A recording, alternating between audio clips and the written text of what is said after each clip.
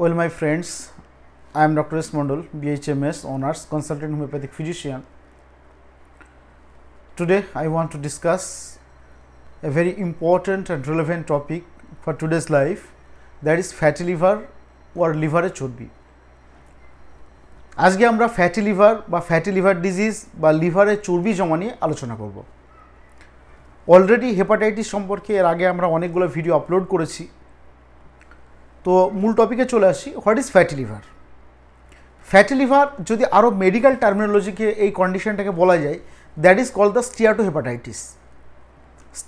স্টিয়াটো means the stasis or deposition বা কোনো একটা জায়গায় থিতিয়ে যাওয়া, থেমে যাওয়া। Hepatitis means liver. লিভারে যদি steato means fat, stasis mean একটা জায়গায় থিতিয়ে যাওয়া এবং hepatitis means liver. Steato hepatitis যেটা হচ্ছে লিভারে যদি কোনো কারণে ফ্যাটের ডিপোজিশন হয়, সেই কন্ডিশনটাকে বলা হয় ফ্যাটি লিভার। এবং লিভারে বেশিরভাগ কারণে liver has a more amount of fat but the presence of fat which makes more than 5 to 10%। যখন লিভারে নর্মালি ফ্যাট থাকে বাট যখন 5 to 10%, 5 থেকে 10%-এরও বেশি ফ্যাট ডিপোজিশন হতে থাকে, তখন সেটা আমাদের শরীরের জন্য ডেঞ্জারাস এবং তখনই কিন্তু ফ্যাটি চেঞ্জেস হয় লিভারে। বা লিভারে এক্সেসিভ পরিমাণে যে নর্মাল যে হেপাটোসাইট সেল থাকে, ফাংশনিং সেল থাকে, হেক্সাগোনাল সেল থাকে, একটা বেঞ্জিন আকৃতির হেক্সাগোনাল সেল, সেই হেক্সাগোনাল সেলটা ফ্যাটি ডিপোজিশন দিয়ে কিন্তু রিপ্লেস হয়ে যায়। এবং আমাদের যতগুলো মোস্ট কমন এবং রিভার্সিবল যে যতগুলো প্রবলেম আছে, তার মধ্যে fatty liver disease is the most common and reversible process that can be changed with some changes in the lifestyle and diet. আমরা লাইফস্টাইল এবং ডায়েট চেঞ্জিংয়ের মাধ্যমে যতগুলো আমাদের লাইফস্টাইল ডিসঅর্ডার আছে, যেগুলো রিভার্সিবল করতে পারি বা চেঞ্জ করতে পারি, তার মধ্যে ফ্যাটি লিভার ডিজিজ কিন্তু অন্যতম। এবং আজকের দিনে এটা কিন্তু খুবই কমন, বিশেষ করে 30-35-এর উপরে যাদের বয়স, male female both sex are prone to develop fatty liver disease. Both male এবং ফিমেল, পুরুষ এবং মহিলাদের ক্ষেত্রে সমানভাবে এটা দেখা যায়। তো এই যে ফ্যাটের এক্সেসিভ ডিপোজিশন অর স্টিয়াটো হেপাটাইটিস, এটা কিন্তু reversible changes, but it may not have any symptom most of the cases. বেশ কিছু কেসের ক্ষেত্রে কিন্তু সেরকমভাবে কোনো সিমটম কিন্তু থাকে না। আবার অনেক কেসের ক্ষেত্রে এর সিমটম পাওয়া যায়, সেই সিমটমগুলো কি আমরা সেগুলো নিয়ে আলোচনা করব। বাট অনেক কেস থাকে যেখানে কোনো সিমটম থাকে না, don't cause or any permanent damage, সেরকমভাবে কোনো মেজর চেঞ্জেস বা পার্মানেন্ট ড্যামেজ, লিভার ড্যামেজ কিন্তু দেখা দেয় না। তো প্রথমে আমরা আসি এই যে ফ্যাটি লিভার বা লিভারের চর্বি, এর কারণগুলো কী কী, এটা খুব ইম্পর্টেন্ট। এর cause, what are the causes of fatty liver disease, যেটা খুবই গুরুত্বপূর্ণ। আমি খুবই সংক্ষেপে সুন্দর করে সম্পূর্ণ বাংলাতে বলার চেষ্টা করছি, বুঝিয়ে বলার চেষ্টা করছি, কারণ বিভিন্ন কারণ কিন্তু এই ফ্যাটি লিভার ডিজিজের জন্য রেসপন্সিবল। তার মধ্যে সবথেকে যেটা বড় কারণ, সেটা হচ্ছে ড্রিঙ্কিং টু মাচ অ্যালকোহল। কারণ আমি একটু পরে আসি what are the types of fatty liver disease. তার মধ্যে বেসিক যে দুটো টাইপ, সেটা হচ্ছে অ্যালকোহলিক ফ্যাটি লিভার ডিজিজ এবং নন অ্যালকোহলিক। তার মানে আমরা বুঝতেই পারছি যে অ্যালকোহল বা মদ্যপান বা ড্রিঙ্কিং সেটা কত বড় একটা গুরুত্বপূর্ণ risk factor in case of alcoholic liver disease, সেটা কিন্তু আমরা বুঝতে পারছি। তো এই অ্যালকোহলিক ফ্যাটি লিভার ডিজিজ একটা বড় কারণ যে alcohol consumption, drinking too much alcohol. যারা বছরের পর বছর ধরে এরকম মাসের পর মাস ধরে প্রায় পার ডে 250 ml বেশি অ্যালকোহল কনজামশন করছেন, তাদের ক্ষেত্রে ফ্যাটি লিভার ডিজিজ ডেভেলপ করার প্রবণতা কিন্তু অনেক বেশি। একটা জরিপে দেখা গেছে 10 to 15% পিপলের ক্ষেত্রে যারা এরকম পরিমাণে অ্যালকোহল কনজামশন করে, তাদের ক্ষেত্রে কিন্তু ফ্যাটি লিভার ডিজিজ ডেভেলপ করে। এরপরে আরেকটা বড় risk factor, that is the obesity.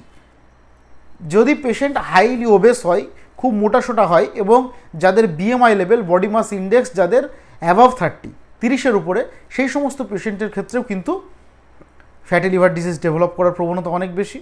এগুলো ছাড়াও হাইপার লিপিডিমিয়া বা যারা উচ্চ রক্তচাপ or high level of fat in the body or within the blood, বা রক্তে চর্বির মাত্রা যদি বেশি থাকে বা রক্তে কোলেস্টেরলের মাত্রা যদি বেশি থাকে, সেই সমস্ত বা যারা হাইপার লিপিডিমিয়াতে সাফার করছেন, সেই সমস্ত পেশেন্টের ক্ষেত্রে কিন্তু ফ্যাটি লিভার ডিজিজ হওয়ার প্রবণতা কিন্তু অনেক বেশি, এবং তার সঙ্গে কার্ডিওভাস্কুলার যে ডিসঅর্ডার আছে সেটা হওয়ার প্রবণতাও কিন্তু বেশি।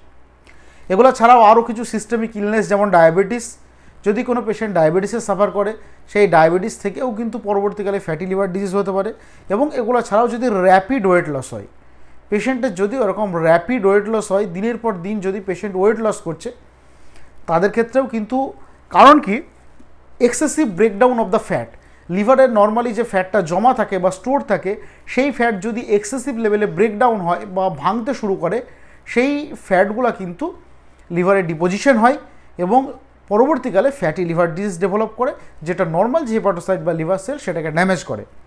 এগুলো ছাড়াও জেনেটিক ইনহেরিটেন্স বা ফ্যামিলিয়ার ট্রেন্ড যদি থাকে, জেনেটিক প্রিডিসপোজিং ফ্যাক্টর যদি থাকে, ফার্স্ট ডিগ্রি রিলেটিভ যেমন মা, বাবা, ভাই, বোন, এদের মধ্যে যদি কারো ফ্যাটি লিভার ডিজিজ থাকে, তাহলে কিন্তু পেশেন্টের ফ্যাটি লিভার ডিজিজ ডেভেলপ করার প্রবণতা কিন্তু অনেক ক্ষেত্রেই বেড়ে যায়।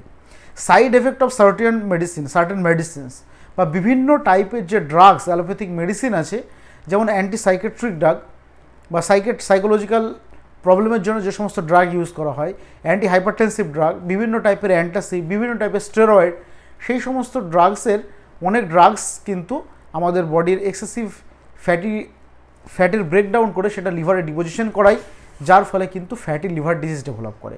তো এটা একটা খুব গুরুত্বপূর্ণ পয়েন্ট।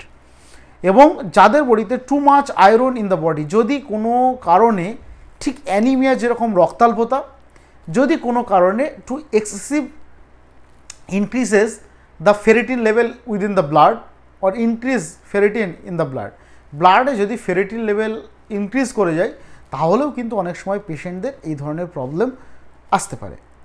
এগুলো ছাড়াও হেপাটাইটিস সি ভাইরাস, আমি প্রথমে বলেছিলাম যে হেপাটাইটিস সি হচ্ছে এমন একটা টাইপের হেপাটাইটিস, আমরা যখন হেপাটাইটিস সি নিয়ে ডিসকাশন করেছিলাম সেখানে বলেছিলাম যে হেপাটাইটিস সি যেটা হচ্ছে আমাদের লিভারে, আমাদের বডিতে, বিশেষ করে লিভারে একটা ইনফ্লামেটরি কন্ডিশন ডেভেলপ করে, এবং যার ফলে এই হেপাটাইটিস সিটাই যদি প্রপার টাইমে ট্রিটমেন্ট না করা হয়, সেটা ক্রনিক, যেহেতু hepatitis B, C, D chronic in nature বা ট্রেন্ডস টু ক্রনিক, আস্তে আস্তে ক্রনিকের দিকে চলে যায়।